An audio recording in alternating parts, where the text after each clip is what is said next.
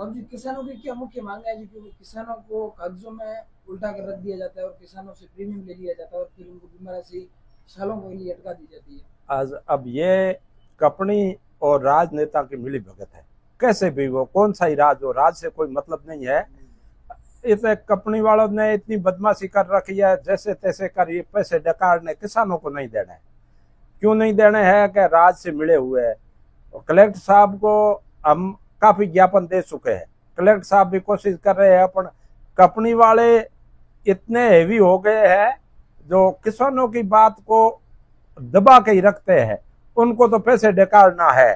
पहले तो फिर कुछ बीमा आया था किसानों को, पर जो रिलायंस कंपनी को दिया है बीमे का काम, इसी से किसानों को, मैं तो ये कहता हूं, अगर कंपनी को प्रीमियम के लिए दे रही है राशि, वो किसानों को खाते में दे, इससे तो अच्छा है, जो कुछ तो मिलेगा। नहीं, किसानों से पैसे जाते हैं और सरकार से पैसे जाते हैं और कंपनी वाले डकार जाते हैं।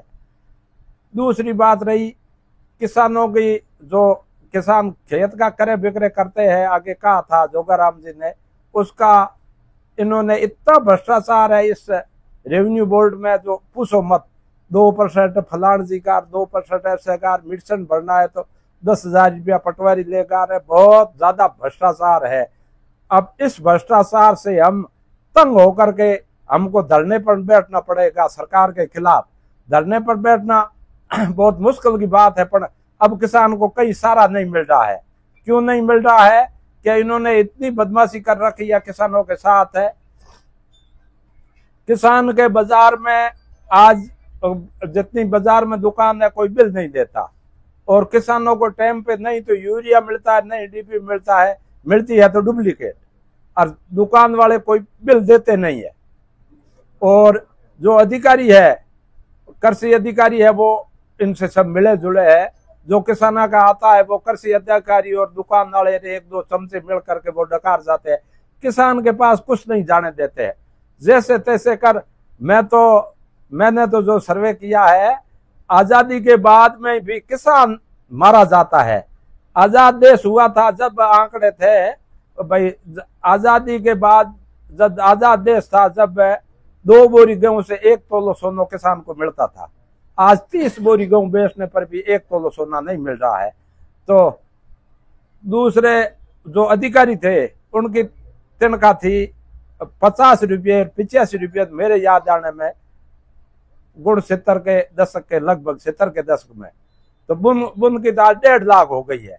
और किसान के गेहूं का जब 70 रुपया था गुण, उससे बढ़कर के 4 गुना से ज्यादा नहीं हुआ। तो किसान की कोई सुनने वाला नहीं है। पर तो भी किसान तो अन्नदाता है, सबका पालन पोषण करता है, पर करेगा कितने दिन?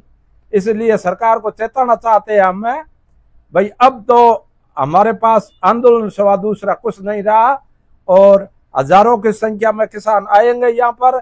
सरकार किसानों की सुन लेती है, नहीं सुनेगी किसानों की तो हम उग्र आंदोलन कर सकते हैं। अब किसान परेशान है।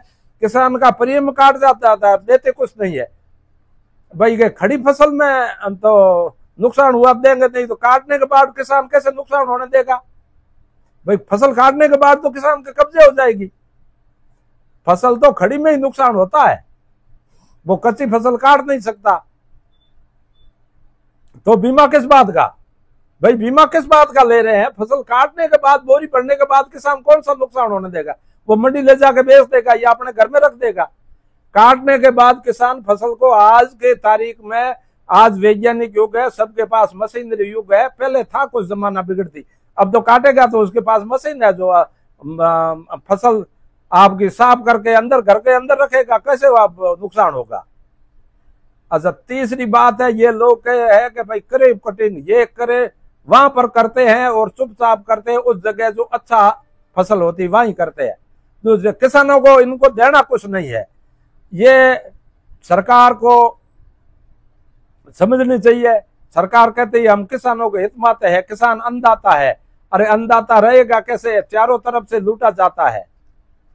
आज तक, आजादी के बाद आज तक किसान की कोई समस्या का समाधान नहीं है। किसान की फसल तो घटती जाती है। और 1977 में रानीवाड़ा डेयरी बनी थी दूध की। उस टाइम दूध से 1 लीटर दूध से 3 लीटर डीजल आ रहा था। और आज 3 लीटर दूध से 1 लीटर, 4 लीटर दूध से 1 लीटर डीजल आता है। कितनी महंगाई बढ़ी है। अब किसान कितना दिख रहेगा, कितना सोएगा। राजनेता है वो चाहे किसान का लड़का है, पर वहां जा करके वो वैसा ही हो जाता है। राजनीति एक ऐसी चीज है, पर उनको हम सहन नहीं करेंगे, हम उग्र आंदोलन करेंगे और जवाबदारी सरकार की रहेगी। को नुकसान होगा, जवाबदारी सरकार की रहेगी। हमारे पास अब आंदोलन बिना कुछ नहीं रहा है। जय हिंद, जय भारत।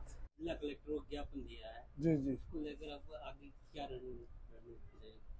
आगे रणनीति हमारी मतलब किसानों की समस्याएं लगातार 4 महीनों से हमने ज्ञापन दिए हैं, समस्याएं नहीं सॉल्व हो रही थी, इसलिए हमने आज प्रेस कॉन्फ्रेंस रखी है और 25 तारीख को हम 1 दिन का महापड़ाव, धरना प्रदर्शन और कलेक्टर का घेराव करेंगे। समस्या क्या क्या है? समस्या किसानों की मूल तो बीमा की है। जो रबी में बीमा कराया उसका कोई क्लेम मिला नहीं और जो पॉलिसी थी वो भी खारिज कर दी गई और जो खरीफ में बीमा हुआ वो भी मिलने का कोई चांस है नहीं। इसलिए हमारी बीमा का जो कंपनी, रिलायंस कंपनी, जो फर्जी कंपनी, इनको ब्लैक लिस्ट किया जावे और इनको बीमा कंपनी मतलब हटाया जावे और दूसरी अच्छी कंपनी लावे तो किसानों को बीमा मिल सकता, नहीं तो हमको कोई आस नहीं है। ये हमारी मुख्य मांग है। और दूसरी मांग कृषि आधार है, जो 2023 का पिछले साल का था, कृषि आधार बन चुका है, आया हुआ पड़ा है, लेकिन 1 साल से हमारे खाते में नहीं डाल रहे हैं, वो हमारी मूल समस्या है। और इस साल रबी के अंदर जो विशेष गिरदावरी हुई थी, फसलों में नुकसान हुआ था और गिरदावरी हुई लेकिन कागज यहीं पड़े, आगे कागज भेजे नहीं और कृषि आधार हमको मिलना संभव नहीं है। तो जो गिरदावरी वास्तव में खराब हुआ है तो हमको कृषि आधार मिलना चाहिए किसानों को, नहीं तो बहुत किसानों का भारी नुकसान होगा। ये हमारी मुख्य मांगे हैं। इस संबंध में जिला कलेक्टर से आपकी जो वार्ता हुई है उसमें क्या कलेक्टर के द्वारा कोई आश्वासन दिया गया? कलेक्टर साहब ने महीना पहले भी हमने ज्ञापन दिए थी, वार्ता भी हुई थी। कलेक्टर साहब ने कहा था हम इसकी कार्रवाई करेंगे, मीटिंग बुलाएंगे। कलेक्टर साहब बीमा कंपनी के मेंबर भी हैं, लेकिन अभी ठोस कार्रवाई कोई हुई नहीं है। इसलिए हमको ये आंदोलन करने का मतलब ये निर्णय लेना पड़ा। 25 तारीख को, कितनी तारीख को होगा? 25 तारीख को हमारा महापड़ाव है। कितनी बड़ी संख्या में किसान हजारों की संख्या में आएंगे। यहाँ सांचौर जिले के या सांसौर जिले के पूरे सांसौर, बागुड़ा, रानीवाड़ा, चित्रवाड़ा, पूरे सांसौर जिले के किसान हजारों की संख्या में आएंगे। धरना, प्रदर्शन, रैलियां सब होगी। महापड़ाव के दिन अगर कोई सोल्यूशन नहीं निकलता है तो फिर अगला तो हम अगले अनिश्चितकालीन धरना भी देंगे। हमारी और भी मांगे हैं, बिजली की है, नर्मदा नहर की है। अभी पता है कि हमारे किसान नेता यहाँ विराजे है। हमारे किसानों की खूब समस्या है, लेकिन अभी ये सरकार बने 1 साल हो गए, लेकिन अभी जो अधिकारी जो पुराने कांग्रेस शासन में बैठे थे, 100 अधिकारी, वो अभी बैठे हैं। जैसे इलेक्ट्रिक बोर्ड में आईएन है, लैंडमैन है वगैरह, चोरियां कर रहे हैं, किसानों को लूट रहे हैं, कोई सुनने वाला है ही नहीं। इसलिए हमको आंदोलन की रूपरेखा करनी पड़ी है।